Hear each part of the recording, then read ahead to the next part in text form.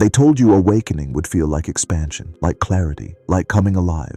And for a while, it did. You felt the veil lift. You saw through the roles, the noise, the illusion. You remembered who you were.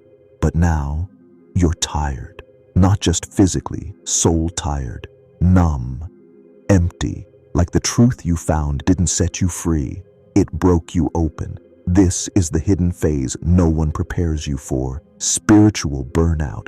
It's not because you did something wrong, it's because you saw too much, too fast, and your nervous system couldn't keep up. You deconstructed your entire identity. You let go of beliefs, patterns, relationships. You unplugged from everything false. But here's the paradox. Once the lies are gone, what's left? Silence, space, void. And that void, while sacred, is also terrifying. You thought awakening was an arrival, but it was just a demolition. No one tells you the light hurts when it first hits your eyes. That clarity brings grief. That freedom comes with fatigue.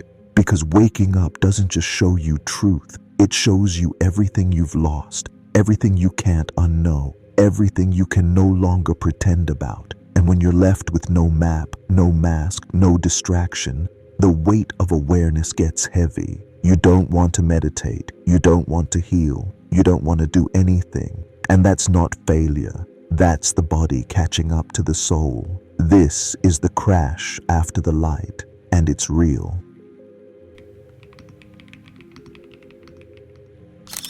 You're not just tired, you're done. Done pretending, done being the version of yourself others needed you to be, done performing in a play where the script no longer makes sense. You wake up and can't find a reason to push. The ambitions don't move you, the goals feel hollow. Even your spiritual practices feel mechanical. You're not lazy, you're in withdrawal. Withdrawal from identity, from illusion, from the pressure to be someone. Because for most of your life, you were living as a persona, a curated self, a collage of approval-seeking behaviors wrapped in spiritual language. And when that structure collapsed, so did the fuel source. You're not tired because you didn't heal right. You're tired because your system is rebooting. Everything you thought mattered is under review. Everything you gave energy to is up for questioning. And questioning takes energy, massive energy. There's grief too. Grief for the version of you who tried so hard, who showed up for everyone, who kept pushing even when your soul was whispering, stop. Now you're listening. But what you're hearing is silence. And that silence is disorienting. Because in a world built on noise, silence can feel like death, like numbness, like nothing. But what if it's not? What if this exhaustion isn't a breakdown, but a recalibration? What if you're not falling apart? You're shedding, not failing, but finally resting.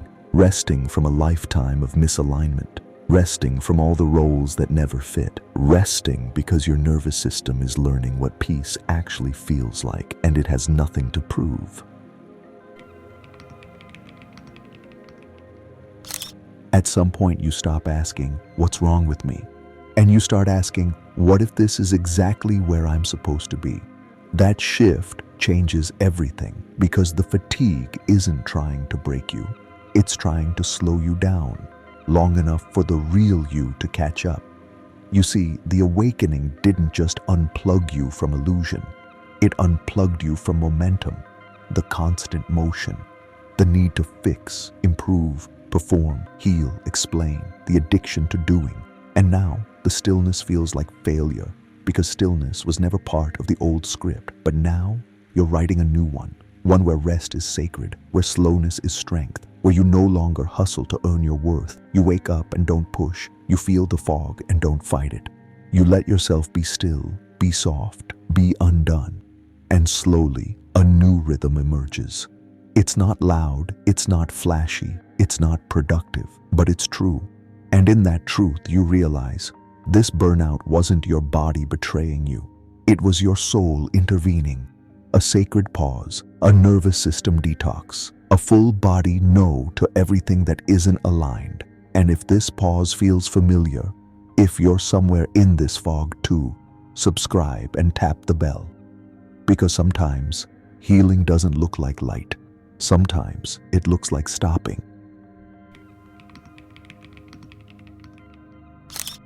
don't feel sad.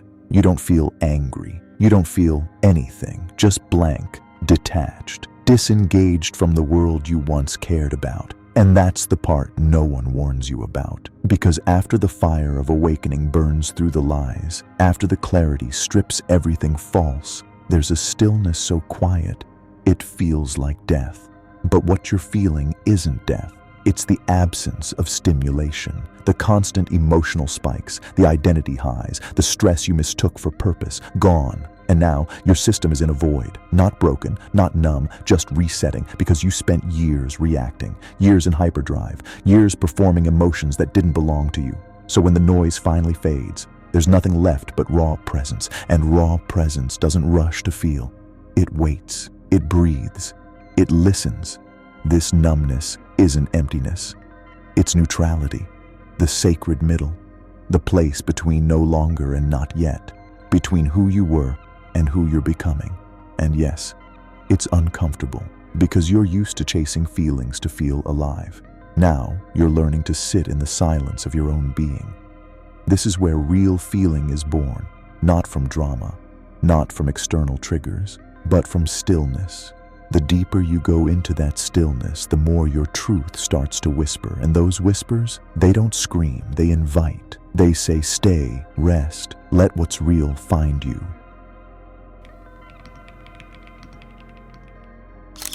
You don't wake up with fireworks. You don't jump out of bed with purpose. There's no aha moment, just a small shift. You notice your breath moves a little deeper. You sit in the sunlight 5 minutes longer. You reply to a message you left unread for days. You drink water because you want to, not because you should. It's subtle, it's fragile, but it's real.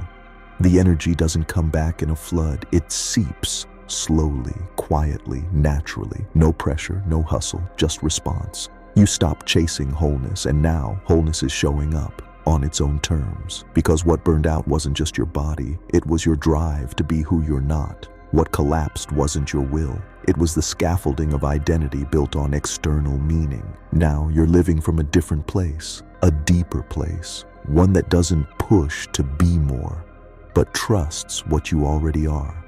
And it shows up in ways no one else sees. You say no quicker. You rest before breaking.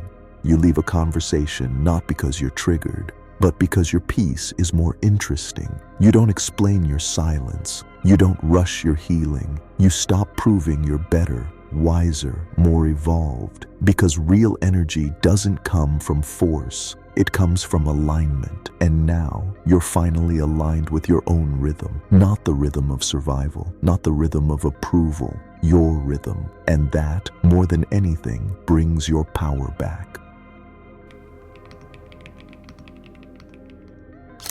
You're not making big moves, but everything around you begins to shift. You say no to things you used to tolerate. You don't feel guilty about choosing rest. You don't try to fix people just to feel valuable. And you're no longer available for things that drain you, not because you've become harsh, but because your energy has become sacred. You start filtering everything through a new question. Does this nourish me or deplete me? And suddenly, old patterns start falling away. The calls you used to return out of obligation, you don't. The job that paid well but killed your spirit, you start looking elsewhere. The person who always needed you but never saw you, you let them go. Not from spite, from sovereignty. Because now you realize every yes is an energetic contract, and you've signed too many that cost you your soul. Now you choose different, not louder, not faster, just different. You go where your nervous system exhales. You stay where your truth doesn't shrink. You walk away when peace is no longer in the room. And you do it all without announcement. No need to explain, no need to defend, because real healing doesn't beg to be witnessed. It simply is. You're not trying to prove you've awakened. You're simply not sleeping anymore. And the world begins to reflect that. New people, new rhythms, new ideas, not because you chased them, but because your frequency changed, and everything not in harmony let go.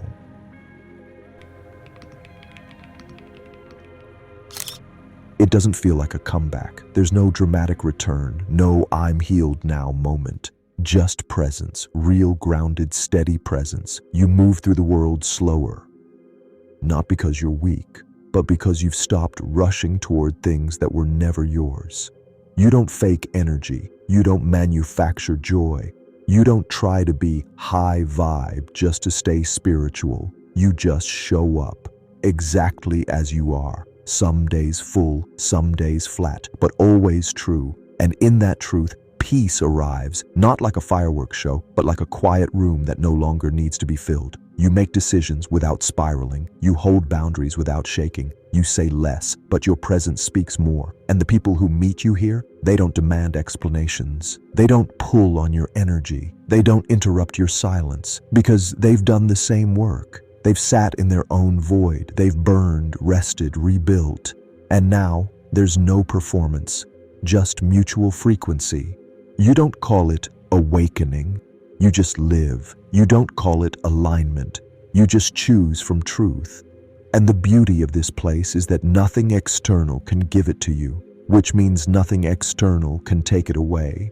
This peace is internal. It's cellular. It's earned. And it hums through everything you do, every breath, every step, every pause. You're not who you were before the crash, and you're not trying to go back, because now you've tasted stillness, and stillness tastes like home. Everyone talks about awakening like it's a sunrise, golden, peaceful, glorious. But what if yours came as a collapse? What if your breakthrough looked like exhaustion, silence, and losing interest in everything you used to chase? Would that make it less real or more? Because maybe burnout wasn't the end of your path. Maybe it was the path. Maybe it was the only thing strong enough to stop the momentum, to break the spell, to pull you out of who you were pretending to be. And now, here you are, not fully healed, not shining, just honest. You don't have the answers. You don't even want them anymore. You've stopped asking, when will I feel better? And started asking, what's real right now? And what's real is this: you're breathing slower. You're needing less. You're no longer trying to become someone. You're remembering who you've always been beneath the noise. The fatigue isn't weakness, it's wisdom. It's your system saying, we're done with pretending. And what comes after pretending is presence. You don't need to rush back to normal. You're not going back, because you weren't built for that world anymore. You're not lost. You're becoming spacious. You're not numb. You're detoxing noise. You're not broken. You're wide open. So here's the question only you can answer. What part of your burnout are you still calling a problem when it might be the beginning of your freedom?